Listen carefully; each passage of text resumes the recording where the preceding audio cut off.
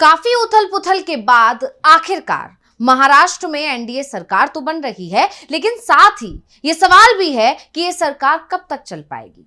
क्योंकि जिस तरह से एकनाथ शिंदे अपनी शर्तों पर अड़े हुए हैं, उससे एक बात तो साफ हो गई है कि बीजेपी को अगर सत्ता में बने रहना है तो उसे शिंदे के आगे घुटने तो टेकने पड़ेंगे।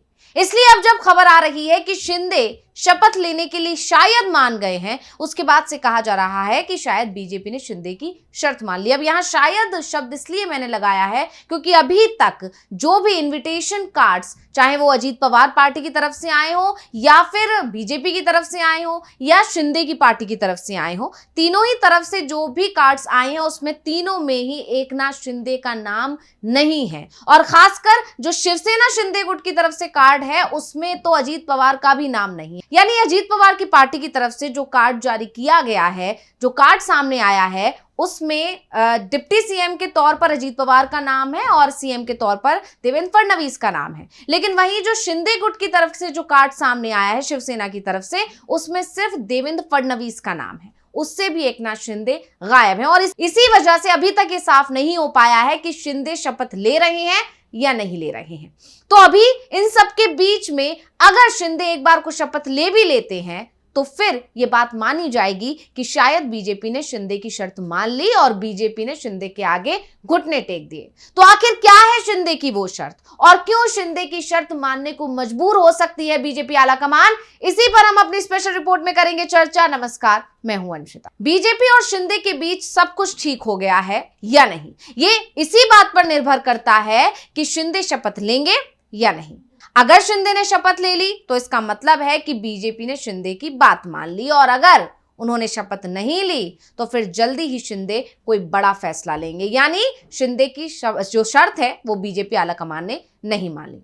हालांकि अभी तक जो भी दिख रहा है उसको देखकर तो यही लग रहा है कि बीजेपी लगातार शिंदे को मनाने की कोशिशों में जुटी हुई है और शायद उसने शिंदे की शर्त मान भी ली है और बीजेपी शिंदे को गृह मंत्रालय देने को राजी हो गई है। अब आप जानते ही हैं कि शिंदे पहले तो सीएम पद छोड़ने को ही तैयार नहीं थे, लेकिन अमित शाह ने इस पूरे मामले में एंट्री ली और उन्होंने शिंदे से साफ साफ कह दिया कि बीजेपी इस बार सीएम पद अपने पास रखेगी क्योंकि सबसे ज्यादा नंबर बीजेपी के पास आए हैं। एक सवाल भी पूछ लिया गया शिंदे से जिसका उनके पास जवाब नहीं था कि अगर शिवसेना के पास ज्यादा नंबर्स आए होते तो क्या वो सीएम किसी और को बनने देती। तो इन सारी चर्चाओं के बाद शिंदे ने आखिरकार सीएम पद से तो अपने पैर पीछे खींच लिए, लेकिन उसके बाद से वो गृह मंत्रालय को लेकर अड़ गए। शिंदे सरकार में देवेंद्र फडणवीस डिप्टी सीएम के साथ गृह मंत्री भी थे और अब शिंदे भी यही चाहते हैं कि वो अगर डिप्टी सीएम बन रहे हैं तो देवेंद्र फडणवीस की तरह गृह मंत्रालय उनके पास ही होना चाहिए। बीजेपी हाईकमान इसके लिए अभी तक तैयार नहीं हो रहा था और इसी के चलते सरकार गठन में इतनी देरी हुई। 10 से 12 दिन का लंबा समय लग गया और अब कहा जा रहा है कि शिंदे के आगे आखिरकार बीजेपी को सरेंडर करना पड़ रहा है। ऐसे में एक सवाल तो ये भी उठ रहा है कि जब बीजेपी को पता था कि शिंदे के पास महायुति में रहने के अलावा कोई दूसरा विकल्प ही नहीं है, फिर भी बीजेपी शिंदे के आगे क्यों झुक रही है? तो इसकी सबसे बड़ी वजह केंद्र में जो बीजेपी को एकनाथ शिंदे की जरूरत है उसे माना जा रहा है। तो अभी सभी की निगाहें शपथ ग्रहण पर टिकी हुई हैं कि अगर शपथ ग्रहण में एकनाथ शिंदे भी शपथ ले लेते हैं तो यह साफ हो जाएगा कि एकनाथ शिंदे को देवेंद्र फडणवीस मनाने में कामयाब हो गए हैं। सरकार से बाहर रहने की बात करने वाले एकनाथ शिंदे अब फडणवीस के अंदर काम करने को तैयार हो चुके हैं, लेकिन सरकार में शामिल होने की भी वो पूरी कीमत वसूल रहे हैं क्योंकि सरकार बनाने के लिए जो बहुमत मिला है उसमें शिंदे के योगदान को बीजेपी भी नहीं भुला सकती।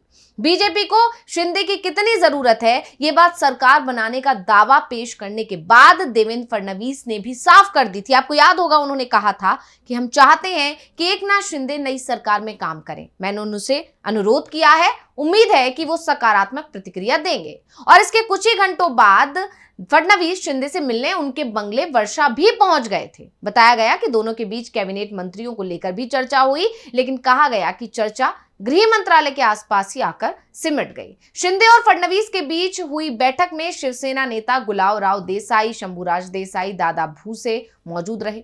इस मुलाकात में शिंदे ने फडणवीस के सामने शर्त रख दी कि वो सरकार में शामिल तो हो जाएंगे, लेकिन गृह विभाग नहीं मिला तो वो कोई दूसरा विभाग भी नहीं लेंगे, बिना विभाग के डिप्टी सीएम रहेंगे या फिर सरकार में शामिल ही नहीं होंगे।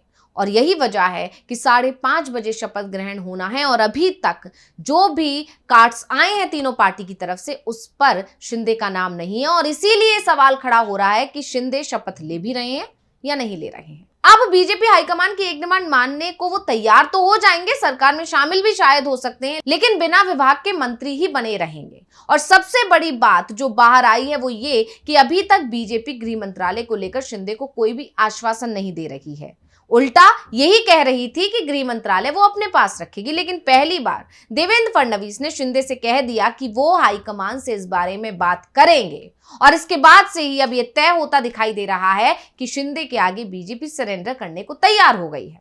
शिंदे ने गृह विभाग पाने के लिए कई कोशिशें की और अब उनके प्रयास सफल होने के संकेत भी मिल रहे हैं बस। और अगर उन्होंने अब शपथ ले ली तो ये पूरी तरह साफ हो जाएगा कि बीजेपी ने शिंदे की शर्तें मान ली और इसी के साथ नई सरकार में शिंदे एक शक्तिशाली पोर्टफोलियो के साथ डिप्टी सीएम बनेंगे।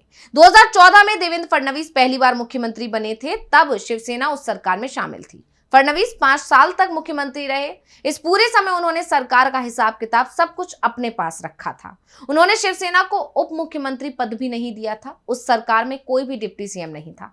इसके अलावा शिवसेना के मंत्रियों को कम महत्व वाले विभाग ही दिए गए थे। लेकिन 2022 में जब एकनाथ शिंदे ने बगावत कर दी, उन्होंने 40 विधायकों के साथ उद्धव ठाकरे का साथ छोड़ दिया। बीजेपी से हाथ मिलाकर शिंदे सीधे मुख्यमंत्री बन गए। फडणवीस ने पहले तो ये कहा था कि वो इस सरकार का हिस्सा नहीं बनेंगे, लेकिन बाद में दिल्ली से उन्हें निर्देश मिला और उसके बाद फडणवीस ने उप मुख्यमंत्री पद स्वीकार कर लिया था। इस सरकार में भी गृह मंत्री का जो पद था वो फडणवीस ने अपने पास ही रखा था। तो इतिहास कहता है कि जब भी फडणवीस सरकार में होते हैं तो गृह मंत्री का पद उनके पास ही रहता है और इस बार भी पहले ऐसा ही कहा जा रहा था। लेकिन अब बीजेपी को शिंदे की नाराजगी भारी पड़ती हुई नजर आ रही है और बीजेपी बिल्कुल नहीं चाहती कि शिंदे नाराज होकर उससे दूर हो जाए। इसीलिए ये कहा जा रहा है कि शायद इस बार उस जो इतिहास में अभी तक चलता आया है उस प्रथा को तोड़कर गृह विभाग शिंदे को दिया जा सकता है। वैसे परेशानी शिंदे की भी कम नहीं हो रही है। गृह विभाग उन्हें मिलना तय माना जा रहा है क्योंकि बीजेपी के लिए शिंदे केंद्र में भी जरूरी है। लेकिन बीजेपी की मुश्किल यहीं खत्म नहीं होगी, बल्कि उनके सामने सबसे बड़ी चिंता शिवसेना विधायकों को लेकर है, क्योंकि इसके बाद शिवसेना के नेताओं के मंत्रालयों को लेकर रस्साकशी शुरू हो जाएगी। शिवसेना के हिस्से में 1 दर्जन से ज्यादा मंत्रालय आ रहे हैं और इनमें से महत्वपूर्ण मंत्रालय हासिल करने के लिए शिवसेना नेताओं ने लॉबिंग शुरू कर दी है। शिवसेना के लगभग सभी मौजूदा मंत्री अपने पदों को बरकरार रखना चाहते हैं। 2022 में महायुति सरकार बनने पर शिवसेना के 40 विधायक थे। अब विधानसभा चुनाव के बाद शिवसेना के पास 57 विधायक हैं। 4 निर्दलीय विधायकों ने भी शिवसेना को ही समर्थन दिया है। इसके चलते शिवसेना की जो ताकत है उसमें इजाफा हुआ है। लेकिन मंत्री पदों का बंटवारा एक चुनौती बन गया है। एकनाथ शिंदे ने कहा है कि नए सीएम की नियुक्ति एक आसान प्रक्रिया होगी, लेकिन उससे बड़ी चुनौती मंत्रालयों को लेकर दिख रही है। गृह मंत्रालय पर फंसा पेच भले ही अभी के लिए ऐसा माना जा रहा है कि सुलझ गया है, लेकिन अभी भी अगर ये मामला नहीं सुलझा तो बीजेपी के लिए मुश्किल आगे बढ़ेगी, क्योंकि गृह मंत्रालय का जो पेच था वो सिर्फ शिंदे और बीजेपी के बीच था। लेकिन अब शिंदे और उनकी पार्टी के विधायक के बीच एक अलग परेशानी शुरू हो गई है और इस बार शिंदे के लिए संतुलन बनाना मुश्किल दिखाई दे रहा है। हर मंत्री का चयन पूरी सोच विचार के बाद किया जाएगा। ये भी देखना होगा कि क्या शिंदे सभी गुटों को संतुष्ट कर पाएंगे। जिन विधायकों को मंत्री नहीं बनाया जाएगा उन्हें राज्य सरकार के निगमों से समायोजित करना होगा। भरत गोगवले और संजय सिरसाट जैसे कई विधायक 2022 से ही मंत्री पद के लिए प्रयास कर रहे हैं, इसलिए उन्हें या तो जगह देनी होगी या उन्हें शांत करना होगा। अगर शिवसेना को केवल 11 से 13 मंत्री पद मिलते हैं तो सभी विधायकों को खुश रखना शिंदे के लिए आसान नहीं होने वाला है और कुछ वरिष्ठ एमएलसी तो मंत्री बनने की उम्मीद भी कर रहे हैं। यानी शिंदे को गृह मंत्रालय अगर बीजेपी ने दे भी दिया तो उसके बाद भी बीजेपी के लिए टेंशन खत्म होने वाली नहीं है, क्योंकि फिर अगली जो बातचीत होगी या जो अगला पेच फंसेगा वो दूसरे विधायकों को लेकर होगी कि उनको भी उनके पसंदीदा विभाग दिए जा रहे हैं या नहीं दिए जा रहे हैं। तो रिपोर्ट आपको कैसी लगी हमें कमेंट करके अपनी राय जरूर दीजिएगा। इसी के साथ मुझे दीजिए इजाजत। देखते रहिए डीवी लाइव। नमस्कार।